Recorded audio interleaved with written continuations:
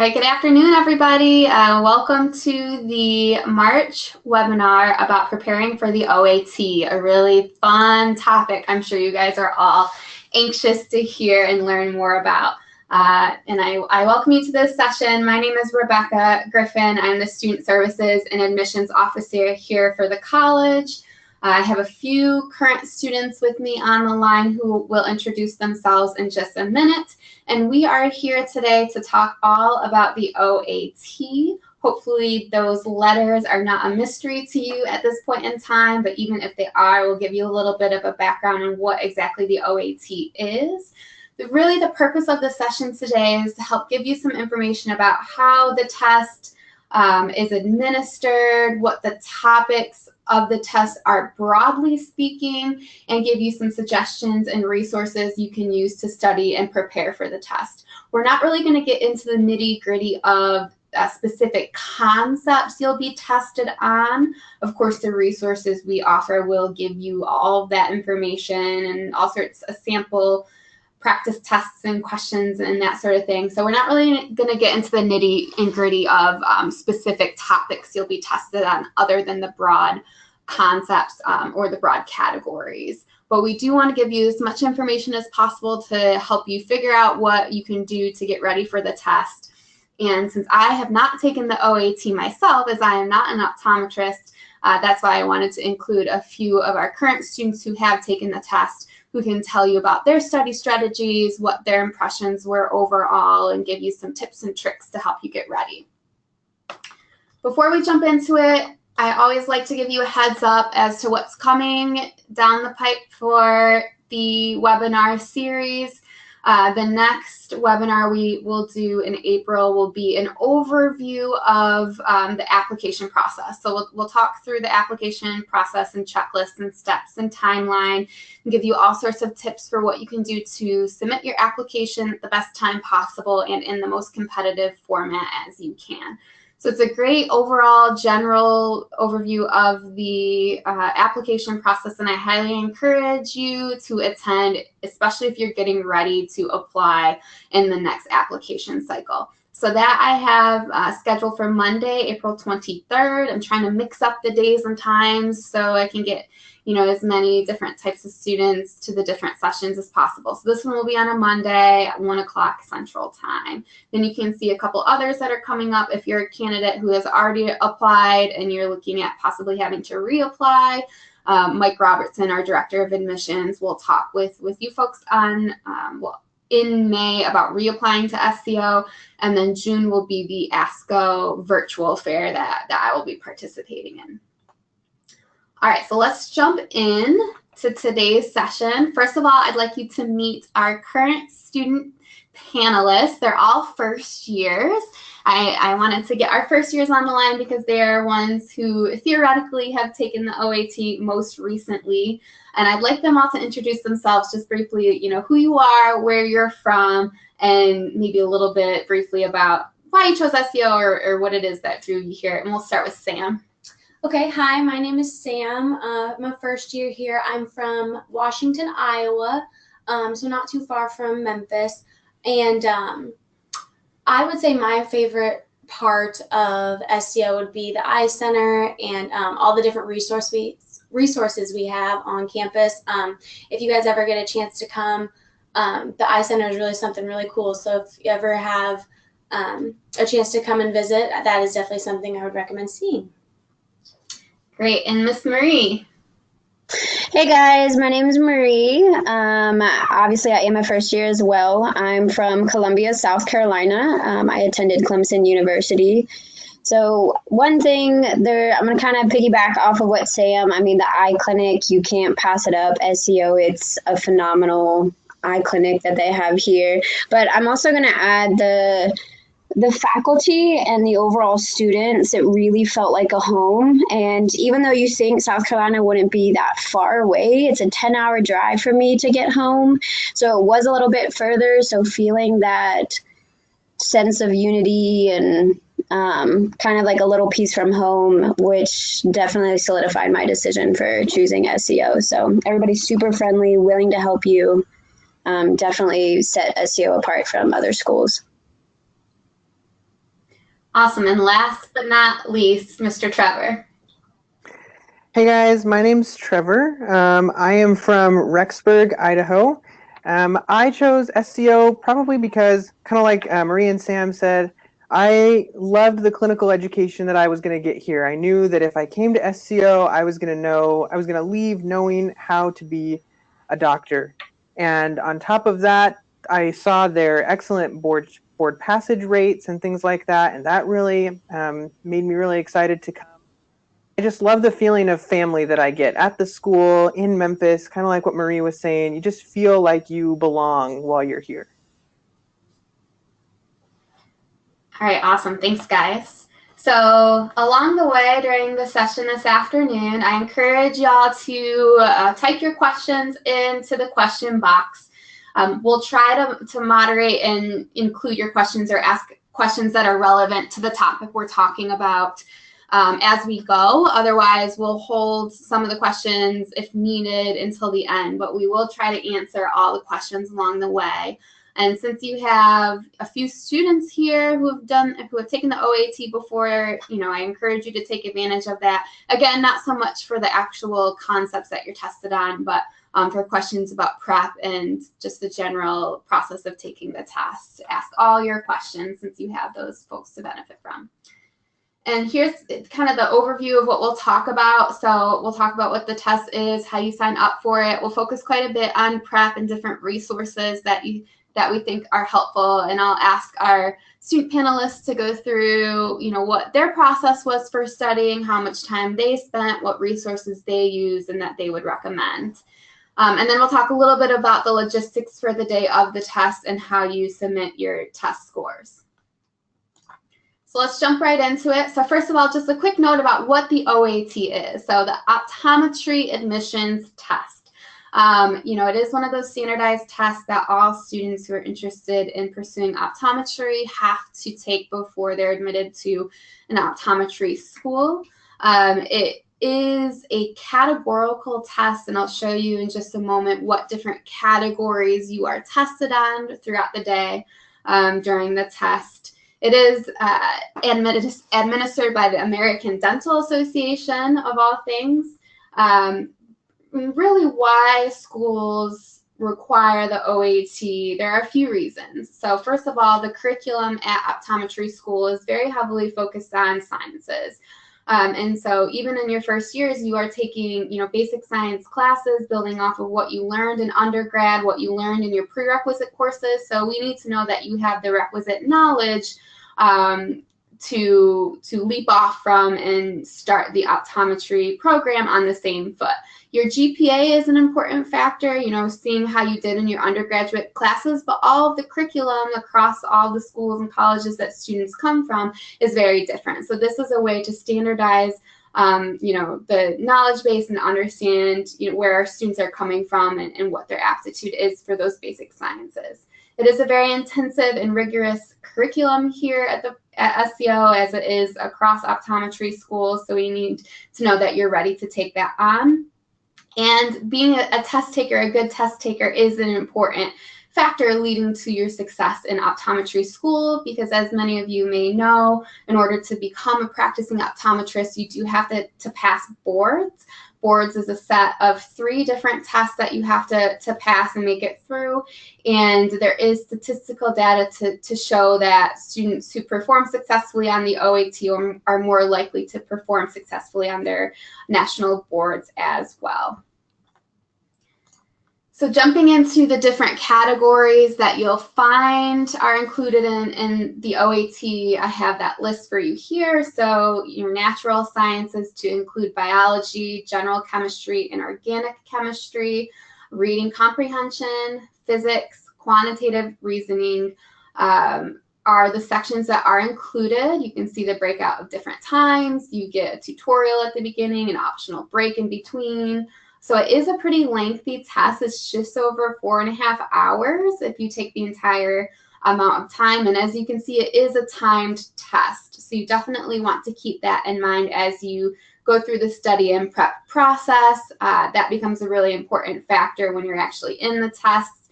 So you want to work that into your study and your preparation, time yourself taking practice tests, so on and so forth. You do get a score, of course, and the score is out of 400. It is a scaled score, so it doesn't really show you the percentage of questions that you got right.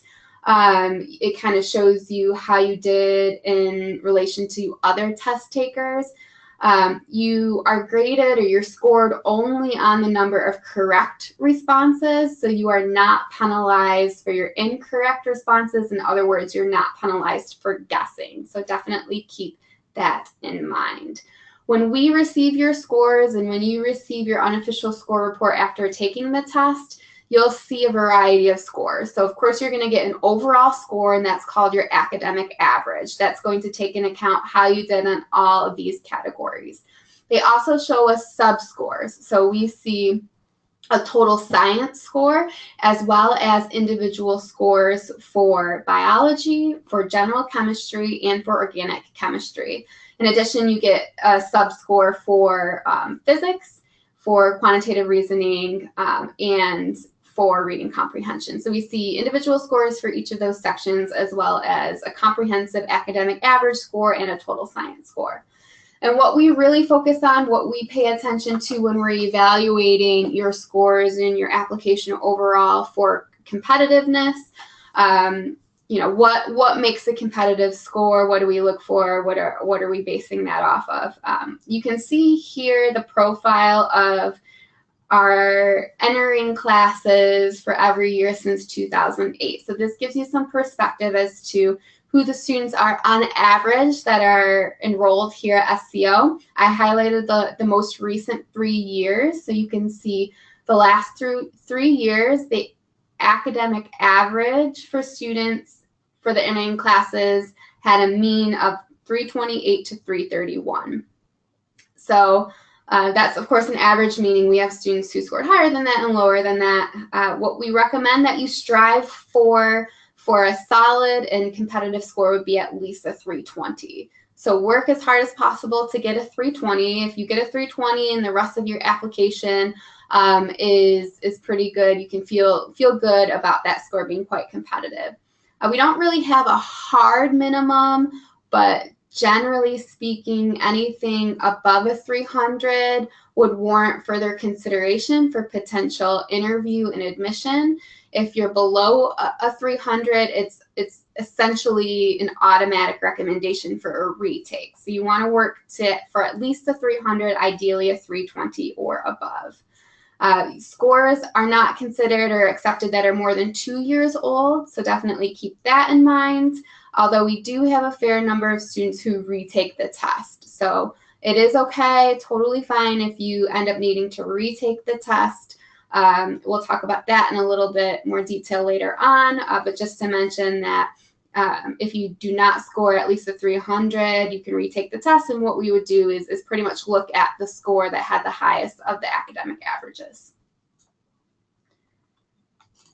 And how do you sign up for the test? Is on the ADA website, so we'll take a look at that in just a moment. You'll sign up online, you fill out an application, you have to get a PIN number in order to do that, and then you'll have to sign up for a specific test day and a location. All of the tests are administered at Optometry Test Centers, and the cost to take the test is $450.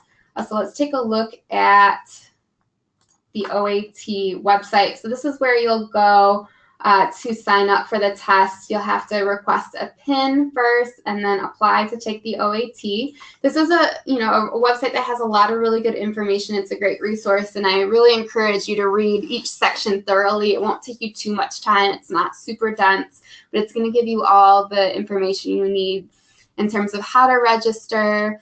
If you have any learning disabilities that you need to be considered, it walks you through the process to request accommodation. It tells you, what you need to do if you end up having to reschedule the test, and it gives you all sorts of information about what you'll need for the day of, what you can bring, what you can't bring, etc., and so on and so forth. So definitely take a look at this website. There is a guide, a PDF guide that goes into a lot more detail that it's going to ask you to actually certify that you read. So take a jump at getting that done and read through that guide just as you're getting into the process. On this website, you'll also find some practice tests. So it's a good thing to do as many practice tests as you can fit in during your prep and studies, especially those that are timed to get you in the mind frame of the timed nature of the tests and being able to go through 4.5 hours of testing in one sitting. So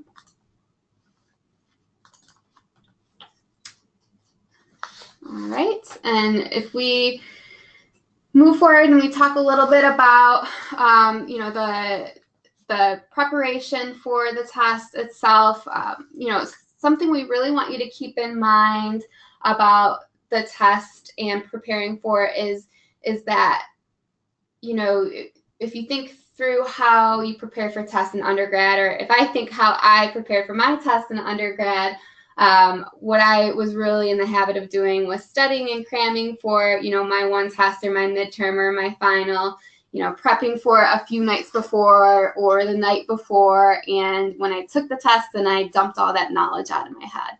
Well, that's not really going to cut it for, the OAT itself, or as you get into your optometry program. What you'll really need to get in the habit of doing is not just, cramming and memorizing and regurgitating information for a single test or a single day. You'll have to get in the habit of studying so that you can remember and retain that information. So the OAT is going to test you on many of the topics you learned throughout classes that you've taken in undergrad, that you've taken as the prerequisites for optometry school. So start reviewing those notes and do so in a repetitive way that'll allow that information to really sink in so you can remember it and recall it during the test, but also for months into the future. Because this is knowledge. If you're not just being tested just to be tested about, to see how you do, but it's important that you have this knowledge as a prerequisite for the optometry program. So this is information that you need in order to perform successfully in your classes. So not only are you going to need to retain the information for the test, but you're going to need to recall that information during your classes and as you get into board prep and taking your boards and then through into your career. So getting in the habit of preparing on a regular basis, breaking out your notes, reviewing a little bit each day so you can really commit that information to memory is going to benefit you for this test and into the future. There's a lot of ways, a lot of different ways that you can prep and study and get ready. So think about what your best study strategy is. Are you a visual learner? Do you really like books? Reading through books, reading through notes, or are you more of an auditory learner and you like, watching videos? Think about what usually works best for you to retain. Do you like your lectures in your undergrad classes to really get the information you need, or do you refer to the books, the textbooks more often? Because all of those different kinds of resources exist. So there are books like the Kaplan book. Another one that we hear is quite popular is called the OAT Destroyer. These books aren't incredibly expensive. You can find them online. You can find them on Barnes & Noble and Amazon. You might also want to check with if you have a pre-health office, if you have a strong pre-health program there, because your advisors might have those resources on hand to lend out. Or if you know people who, were a year or two ahead of you who had to take the OAT and maybe they have some resources that they were using that they'd be willing to lend you or to sell you for a little bit cheaper, you can keep that in mind too. Reach out to your resources in that manner. There are other ways, like I mentioned. So Crack the OAT is an online resource. They have a few different modes of, information in different modes that they present information to you online, through an app, through practice tests, etc. We hear often about videos through the Course Saver website. We commonly call them Chad's videos because it's this dude named Chad who basically lectures in front of a camera on the different topics that you'll be tested on. And we hear a lot of students really like those videos and find success after using those for their studies. A lot of these resources and a lot of the books and whatnot do include practice tests. And like I mentioned, there are practice tests on the OAT website. And as I mentioned before, Those are really good to get into the the mind frame that you're timed, and that you really have to sit there and pay attention and concentrate for quite a bit of time in a single day. So take practice tests to see how you do.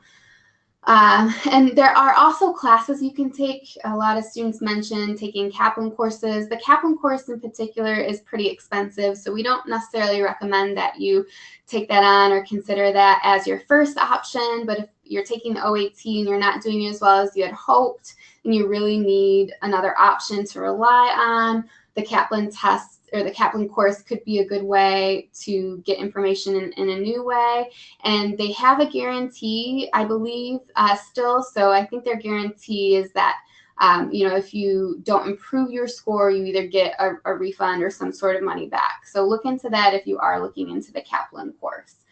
And with this, I do want to turn it over to our student panelists for them to talk a little bit about what their study strategy was, how much time they devoted over, X number of weeks or months, and what resources they used. So I'll start with Sam. Sure. So for me, I took my OAT in the end of April, I believe. And so I bought the Princeton Review, and it was actually a 2-part book. It was one book that was specifically for dentistry because they take about 3 of the same topics. And then I bought the optometry one, which included the physics. So the dentistry doesn't include the physics that you need. And so I studied from those books about 5 to 10 hours a week for about 3 months, really getting a couple more hours in more towards the end. And I studied from those books they had some problems that you could do throughout each chapter. Each chapter really kind of guides you through what you need to learn and what you need to retain. And then I made kind of a study guide that ended up being about 35 pages, 40 pages. And by the end of it was about 2.5 months in. So I had about 2 weeks until the test, was when my goal was to be done with those books and then just focus on my study guide from there on. So I then focused on my study guide, took practice exams. I think I took about 4 different practice exams. 2 of them I took untimed, and then the other 2 I took timed closer to the exam. And I felt like for me that really helped because I am I like books, I like reading, kind of organizing my own thoughts into my own study guides. And I'm still using that tactic in optometry school. So for me, that was what worked best, really focusing in on the books and the material and then transferring it into my own thoughts on a study guide.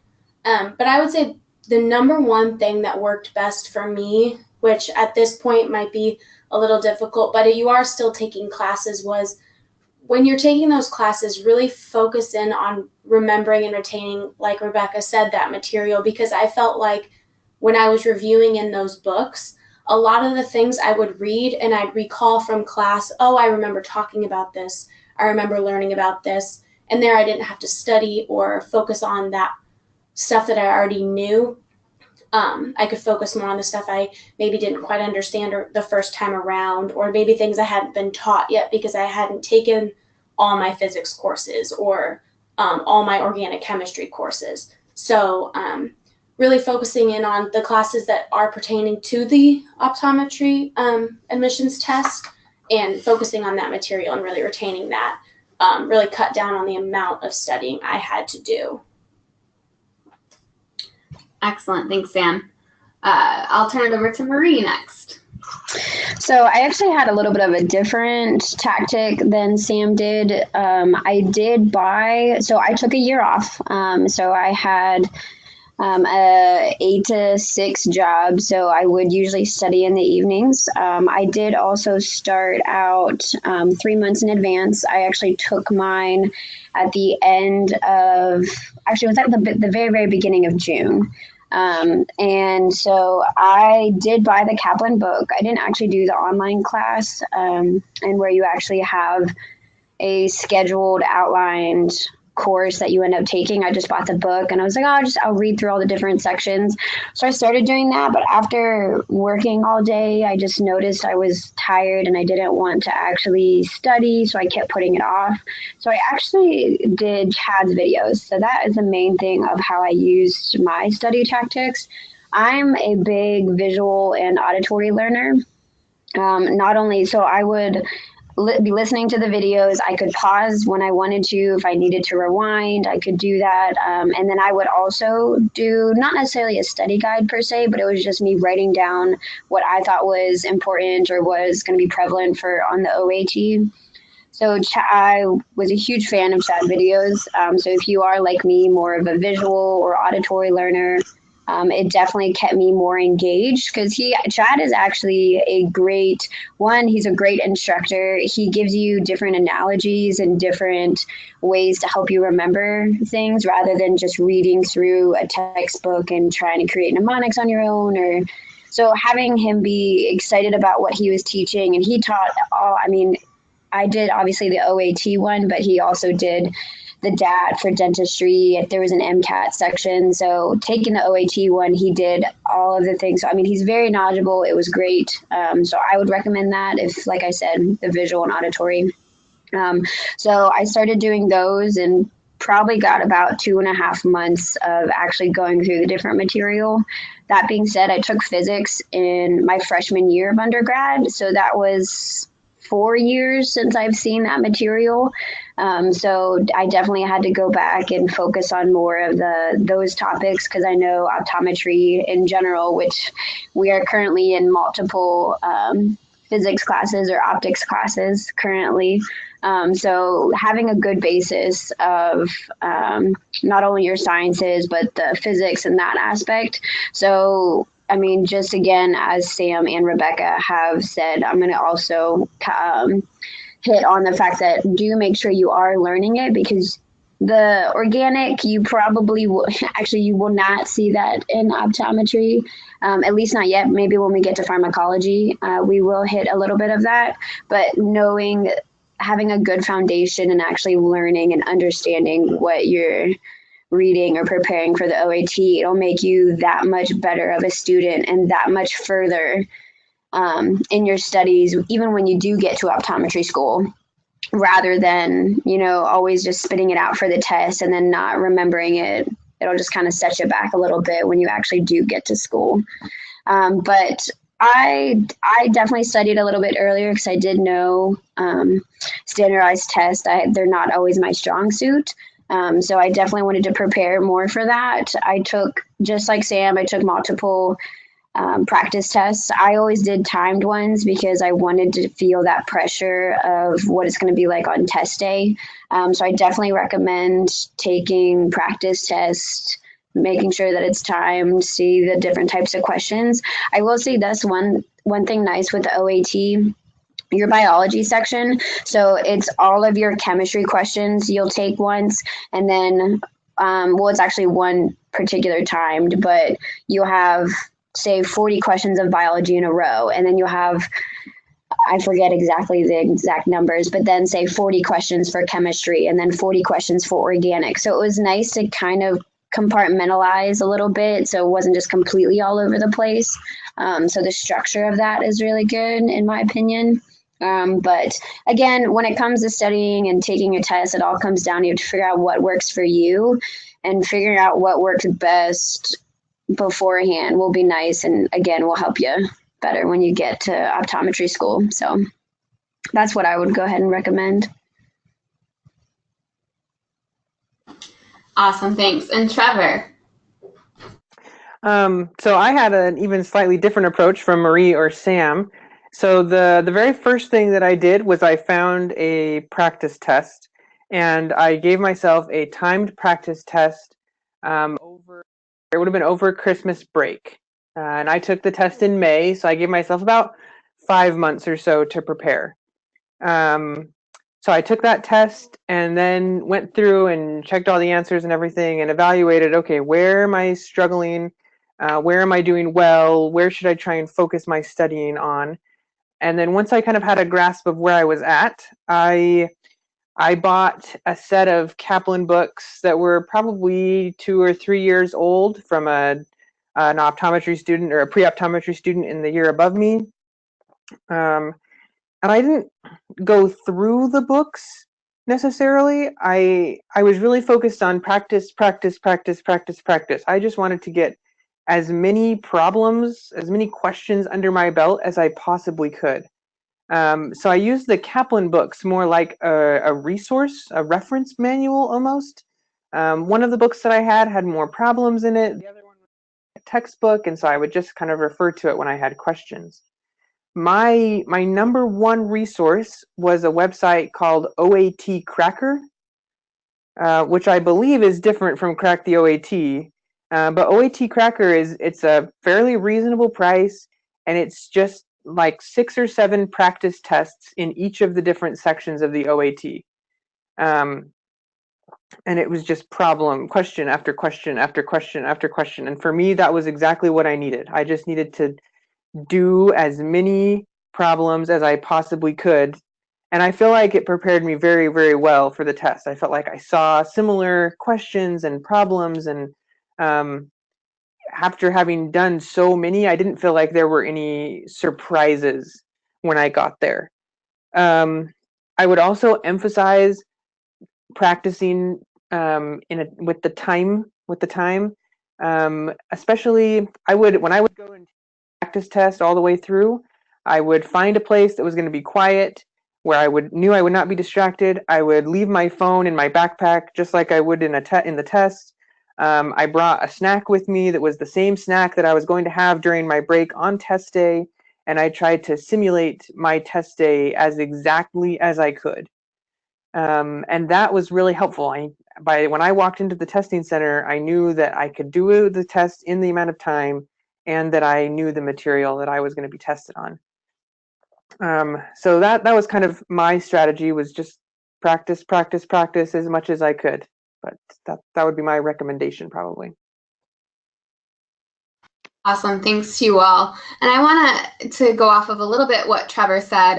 Practice in the way that you expect to be, taking the test during the test day. Just to say about the Optometric Test Center that you'll be at, you're not going to be the only student in that room. So if you find that when you're in tests, currently in your undergraduate courses, and you're taking a test and you're surrounded by other people, and if that's distracting to you, even if it's quiet, maybe you can hear other people fidgeting or writing or anything like that. Try and simulate that environment for yourself so you can mentally prep for the fact that you're going to be in a room with other people, and there will be people there who are trying to, keep the peace and keep it quiet. And, I believe they provide you with earplugs that, you can muffle sounds. So put yourself in the mind frame of what it's going to be like on that test day. And if you are the type that gets a little nervous, if there are people around you, or to have, those headphones, or what do you call them? Like the headset to block the sound. You think that might be a little distracting, then try to take practice tests within that sort of environment to test yourself a little bit. I like that about Trevor, bringing the snacks that you're going to have and so forth. So in a moment, we're going to talk about what the test day looks like.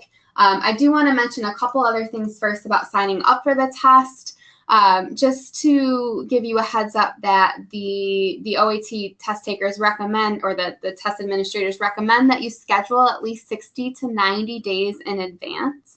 So you definitely want to keep that in mind. And if there's specific days that you want to take the test, that you make sure to get that in the calendar and reserved in advance. They offer tests during the work, or the business week, during business hours, so not in the evenings and not on the weekends.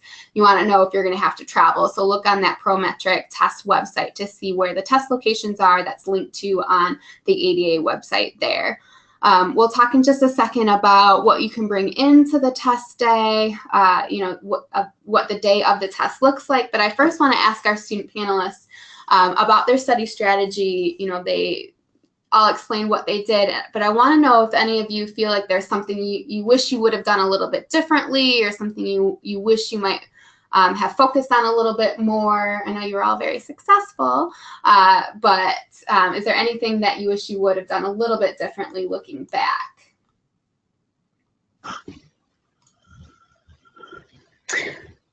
And it looks like Marie.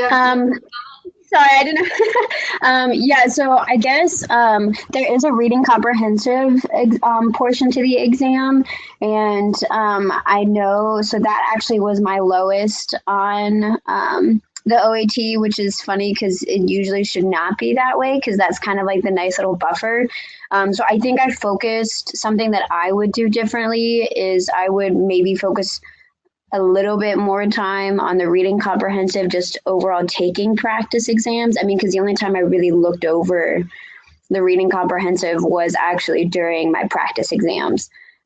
So I think I just was focused too much on the science and making sure I knew all of the small little details and the knowledge for each section, that it didn't bring down my OAT score too drastically, clearly, for the fact that I was able to come to SEO, but at the same time, it was something that, when I got my score, something to also look into. And I also would, like Trevor, I'm wishing I would have actually done this, I guess, practice with a little bit of the wrestling or people chewing gum or something like that, because I actually remember that being a little bit of a little annoying and making me distracted, and I'd have to keep my focus. And so they do actually give you earplugs, but not studying in such a quiet environment, I think, would have just maybe stay focused for those extra 10, 30 seconds every time I would hear somebody talking or hear a muffled sound or that sort of thing. Yeah, thanks, Marie.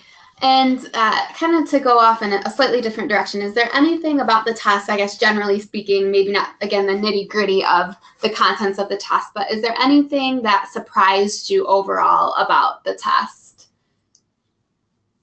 To our panelists. Yeah, Sam. I can start. I was actually pretty surprised with how quickly the time went on the math portion. I did do some time tests with the math, and I always seem to finish with plenty amount of time. But when I was doing I guess it's the quantitative reasoning is what it's called. When I was doing it, I was really focused, and I really wanted to try and get those questions right, because I knew that the math isn't always my strong suit. So I knew the physics was going to be hard and the quantitative reasoning. And I remember getting about halfway through my questions and realizing I was about 2/3 to 3/4 with my time, and so I had to really speed up with that. And so I think, like Trevor and Marie had said, that doing more timed tests, but also watching your time on the test and making sure that you're getting to guess, or you're putting an answer in for everything that you possibly can. Yeah, that's a really good point. Anything else? Sounds like Trevor, you have a comment? Yeah. So I just want to preface this by saying that the OAT is a very hard test, and definitely something you should prepare for extremely well. But I was actually a little bit surprised that the questions seemed to be a little bit easier than what I had studied for. And I don't know if that was just the year that I took the test or what it was, but I was like, oh, some of these are like gimme questions. Like, yeah, I know this, and that wasn't too hard. And I mean, of course, it's plenty challenging. It's not like it was a walk in the park and I scored a 400 without a problem. But I was surprised that it was slightly easier than I expected it to be. So take that how you will. Great, thank you. So it's definitely a serious test, something to take, to take seriously, but not something to overly stress about, I guess is how I would say it. Go ahead, Sam. I would kind of agree with Trevor on that. There are definitely a couple questions where you're like, oh, I learned that in Bio 1, or I learned that in my first chemistry course. But then there's also questions where I felt like I'd never seen anything like that in my life. So there's definitely a wide range of questions that you're going to get. And the hard part is being able and confident with your answer in everything from your Bio 101 to what you're taking, like genetics or anything in between.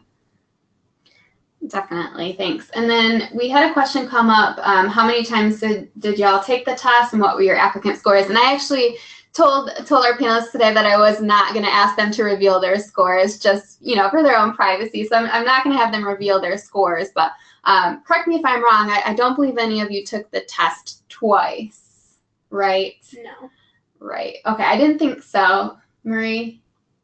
Oh, nope. I was just going to say, I did only take it once, but if you prepare accordingly, and I mean, just like with Trevor and Sam said, with some of the questions being gimmies and other ones, there were quite a few that I did never see before.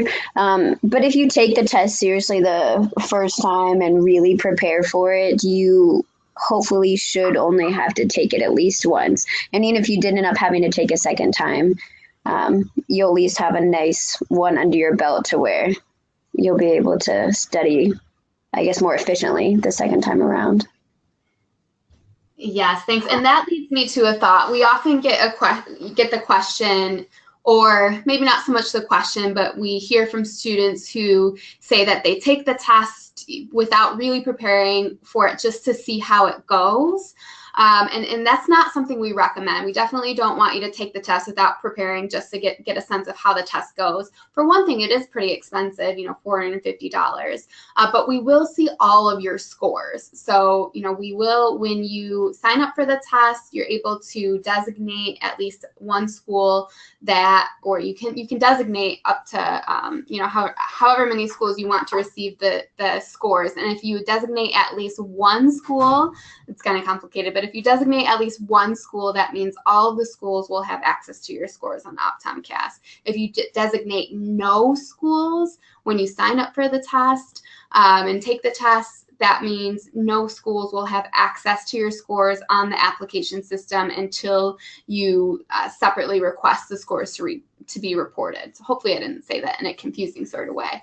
All that is to say is that if you release your scores so that the optometry schools can see them, there's no way for you to pick and choose to say, I don't want my first set of results to be reported and you know, not my second, or vice versa. So we see all of your scores, and we would see if you did significantly worse on the first take.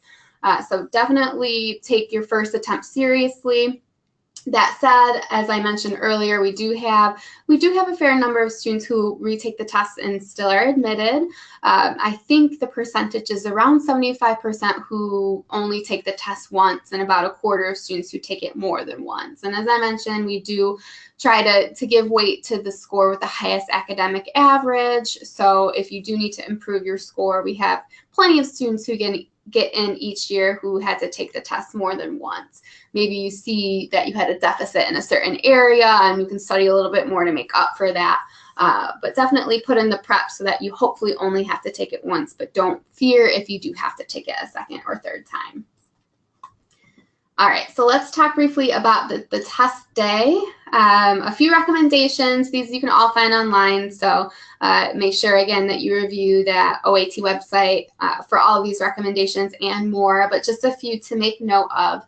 You want to report early for the test, at least 30 minutes. There is a little bit of a process to go through to sign in and to get into the seat that you'll be in for the day. You need to bring 2 forms of identification. One primary, that would be, you know, a government issued sort of identification that has your name, a photo, and a signature. The second form of identification, your secondary identification, can be something without a photo. So it could even be, you know, like a library card, so long as it has your name on it. They do collect some biometric data, so they're going to take your fingerprint, and that, they say, is to allow easier in and out, you know, during breaks and whatnot. So they will take your fingerprint.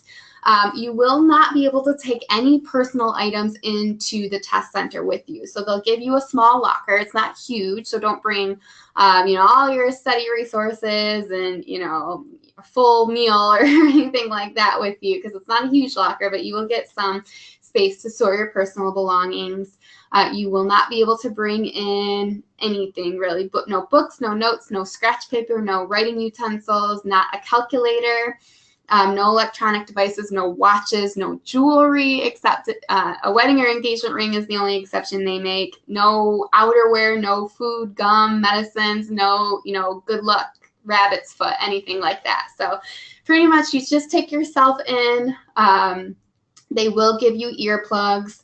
They will give you note boards, they call them, which you can write on. You can get as many as you need if you run out of space.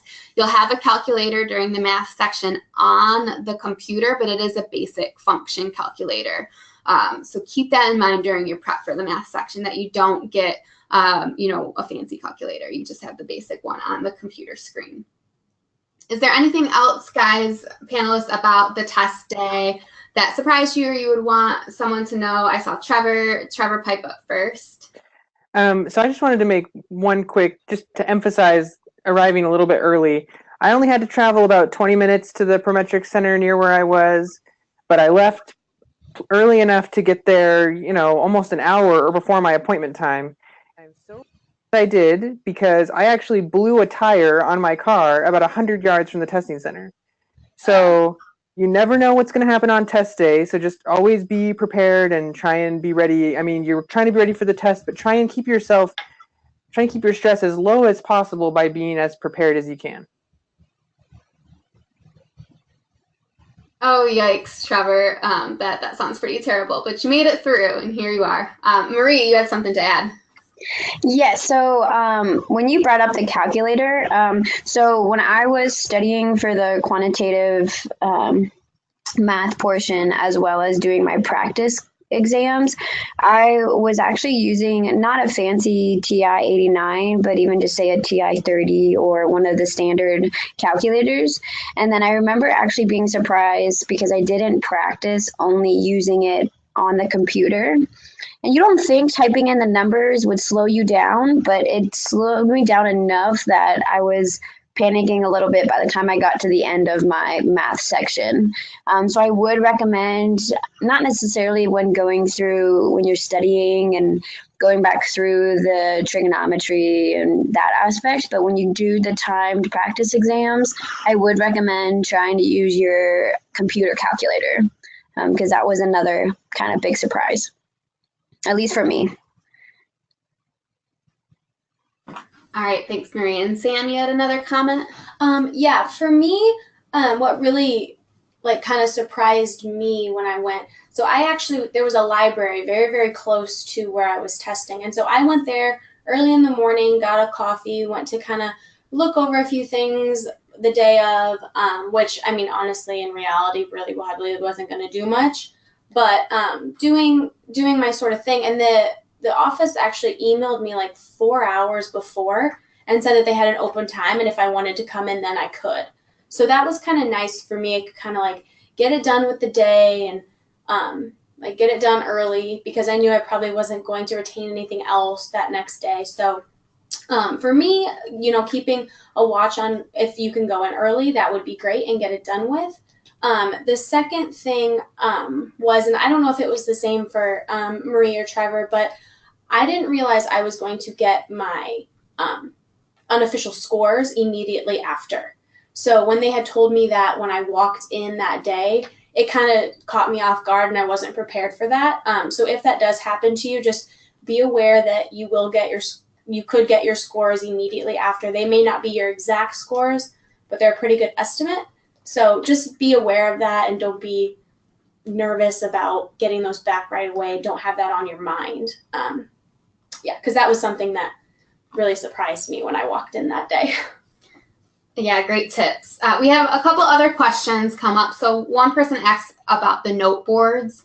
Are they like whiteboards or just scratch paper? And then another student asks about the calculator and whether you're given the same computer calculator for the chemistry and physics portions.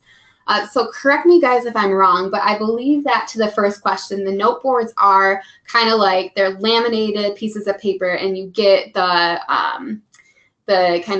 whiteboard markers, and you get 2, but if you need more, you can get more. So correct me if I'm wrong on that front, guys. And then in terms of the chemistry and physics portions, I do not think you get the calculator. But again, I'll look to our panelists if anyone wants to correct me on that. I believe you could just get the calculator for the math portion. I remember the pen. I remember the laminate paper, and you get this felt tip pen. It's kind of like those ones that when you were in like kindergarten or elementary school and they had the projector screen and you could wipe it off with like water or something. It was like that. So it wasn't like a whiteboard where you could wipe it off right away. But if you got it wet, it would come off. So like if your hands were sweating, it would come off on that too. So yeah, just kind of get used to writing out things with like pens or markers, because that was definitely an adjustment for me. Yeah, and does anybody recall exactly if you get the calculator for chemistry and physics? I believe not, but I saw Trevor chime in. As far as I know, whenever I needed a calculator, I had a calculator. Okay. So I don't remember exactly which sections, but that's what I remember. Okay, so you have it when you need it. Marie? Yeah, I want to say you were only needed a calculator or you only were allowed a calculator for the quantitative math portion, but if you were to calculate in chemistry or even physics or that aspect, it's math that you could easily do in your head, or it was one of those ones that if you've done enough problems, you could easily be able to figure out one would be the exact answer because the rest of them might not be around. So usually and even with the quantitative math portion, I don't remember. I mean, if you knew how to do the problem, I don't remember ever really struggling with needing a calculator. Or worst comes to worst, I just would write it out on that sheet of paper. And still, the math is not that bad to where you need an extensive portion of your calculator. Awesome, thanks, guys. Question from a student, do they give you a formula sheet? No. No. Did you recall really needing? I would say I didn't. There were no formulas on there that I couldn't recall from my studying. They weren't like, it was like Pythagorean theorem or like the ones that you've been constantly using. Awesome, thanks. Trevor? As I recall, yeah, like Sam said, especially for the quantitative reasoning portion, I don't remember needing formulas. I mean, besides ones that came off the top of my head pretty easily. But for physics, I do seem to remember needing some of the more basic formulas. So those would be worth reviewing if I were you. Thank you, Trevor. Great. And then a question, when and where can we get our notebook, et cetera? If you mean the note boards that you can use during the test, they provide those to you on the test day once you're in the test center. So I think that's the answer to your question, but if you're asking about something else, chime in, Tiara. And then, go ahead, Trevor. So the Kaplan books that I bought actually came with a note board that was near identical to the one I got in the test. So if you're thinking about getting some Kaplan books or buying some paper resources like that, you might look into seeing if they come with a marker and a laminate piece of paper like that. Oh, cool. Great to know. And to, remember that some of these resources can be available if you're if you're in undergrad currently, if you have a health sciences office or some sort of academic advising office that might help students prep for these sorts of tests. They might have resources there. There are campuses who are campus partners with Kaplan too. And in that way, those campuses are able to provide resources at a cheaper cost or for free to students. So keep in mind that you should definitely check with your undergrad institution academic advising if they have any resources like that for you. But that's a great tip, Trevor. Thank you. And then before we wrap up, I do want to talk a little bit about, what happens once you finish the test. It is true, Sam alluded to the fact that you do get an unofficial score report at the end of the test. So you know how you do before you walk out of the test center, which is, I think, a little intimidating, but I venture to say that most people think that that's a good thing. So you don't have to sit in misery wondering how you did. You get that unofficial score report. It needs to be audited before it can be called an official score. But we here at SEO will use your unofficial scores to consider your application further.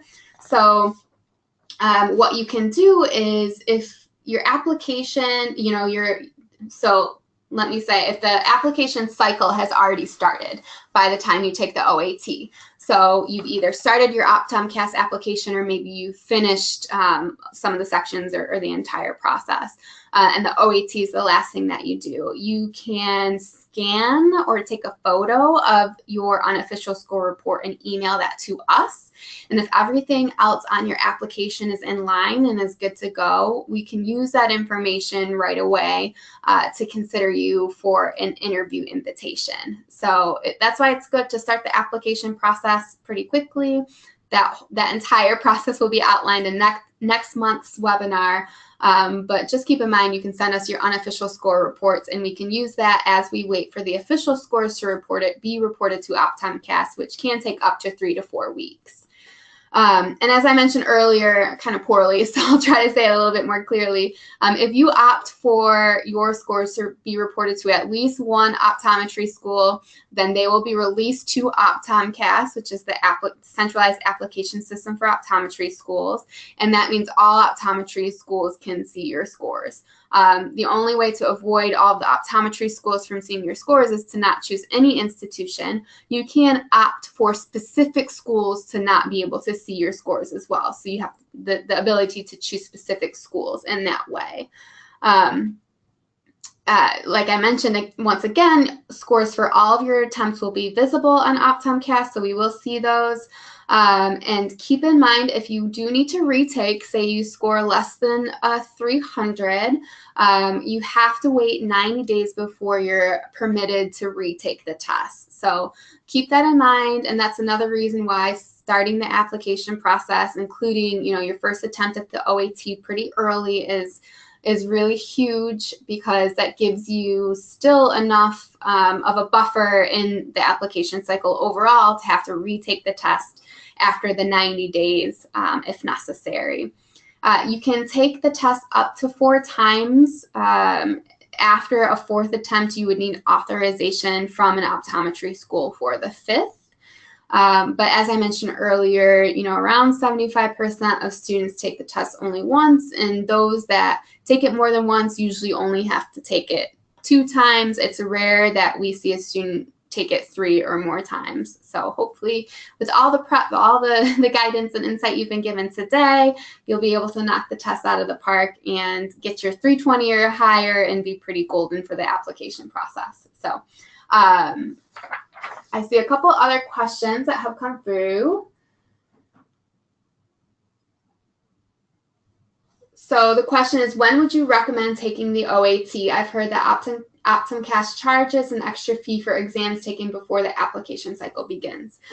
So there is no extra charge to take the test before the cycle begins, to my knowledge, because students could be taking it for variety of cycles that they plan to apply during, at different times. So to my knowledge, I do not believe that they charge, and I didn't see anywhere on the website or in the guide that they charge more if you're taking the test before the application cycle begins. Maybe if our panelists remember whether that's true. Marie, you have a comment on that?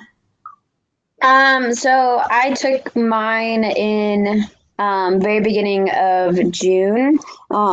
But when I actually signed up for it, I signed up back in, I want to say January, but I wasn't, so that was, I applied before they even opened up the application process, and mine was the standard rate. So I don't believe there was any extra fee. So with doing that, okay, great, thank you. There is a fee, though, if you need to change your date. So if you decide after you've put some studying in that you're not quite ready, there is, depending on the point at which you decide to reschedule your test and how close you are to your test date, the fee varies, but it could be up to $100 if you are. It's, I think, anywhere from $25 to $100 to reschedule the test, depending on how close you are to the test date that you have scheduled. When do you recommend taking the OAT? That's a great question. So generally speaking, we recommend that you start the process for applying at the beginning of the cycle, and our cycle starts July 1. So a lot of students choose to take the test in May or June, so you can get that out of the way and then focus on the elements of the application you need to fill out come July 1.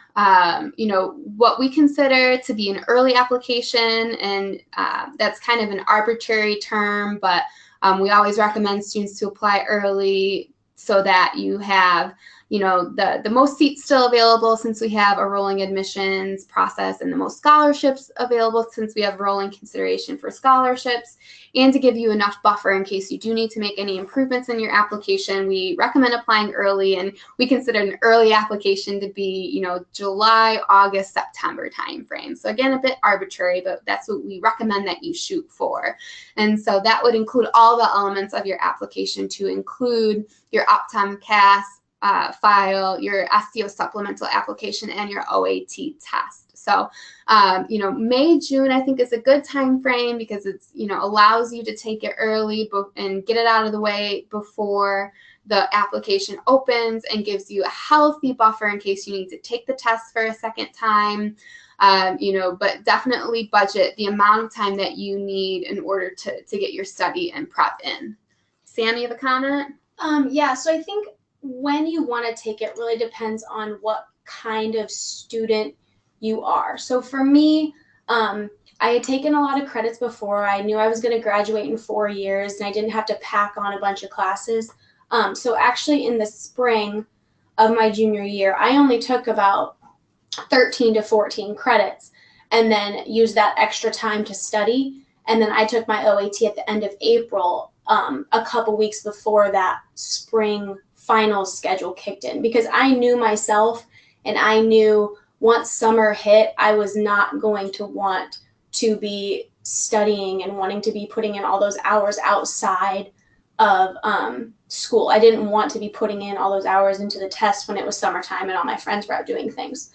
So I worked around my own schedule and kind of figured out that I was going to take a lower course load in the spring, study for the OAT, get the OAT done before finals, and then I'd have the rest of the semester just work with finals, and then have the summer free to work on the application.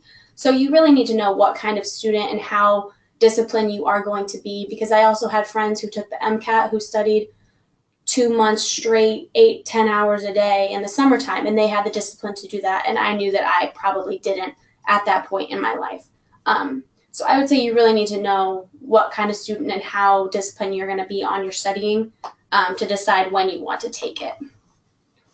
That's a really great tip, great thing to be thinking about. And with that, we've come to the end of our presentation. We'll give it just a few moments in case there are any questions that pop up. But I really want to thank all of the panelists. The insight that you provided about the test and how it was for you was really great today. And I'm sure all the participants benefited from that. So thank you all very much. As always, if any of you participants out there have additional questions about SEO or the admissions process, please feel free to reach out anytime. We can always put you in contact with some of our current students if you want to chit chat with them about any number of things. We're happy to do that for you. And we hope that you tune in to the webinar next month about the application process. We'll go through all of the details of what you'll need to do to submit a timely application and what our tips are for being and building the most competitive application as possible. So thanks all. Thank you, panelists, and I hope you all have a good night.